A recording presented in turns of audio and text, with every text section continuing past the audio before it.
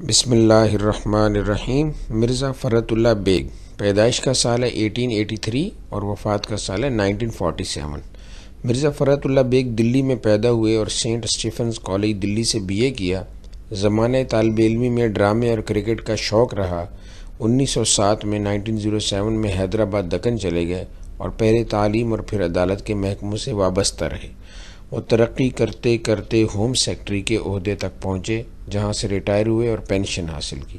انہوں نے حیدرآباد ہی میں وفات پائی۔ مرزا فرت اللہ بیگ کا طرز تحریر یعنی لکھنے کا جو انداز ہے سادہ اور پر لطف ہے۔ وہ بڑے شگفتہ انداز میں دلی کی خاص زبان لکھتے ہیں۔ ان کے اسلوب میں تصنع اور بناوٹ نام کو نہیں، یعنی بالکل بھی نہیں۔ مزاح کی چاشنی ان کی تحریر میں خاص لطف دیتی ہے۔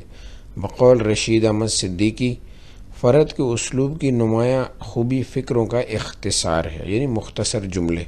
وہ چھوٹے چھوٹے فکروں سے رواں دواں عبارت کا جادو جگاتے ہیں۔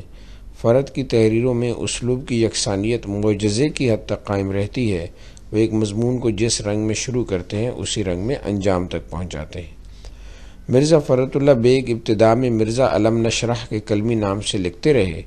بابائے اردو مولوی عبدالحق اور عظمت اللہ خان نے ان کی ہمت بڑھائی اور اپنے اصل نام سے لکھنے لگے۔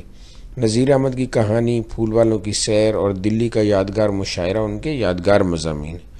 ان کے مضامین فرت کے نام سے شائع ہو چکے ہیں۔ وہ قادر الکلام شاعر بھی تھے۔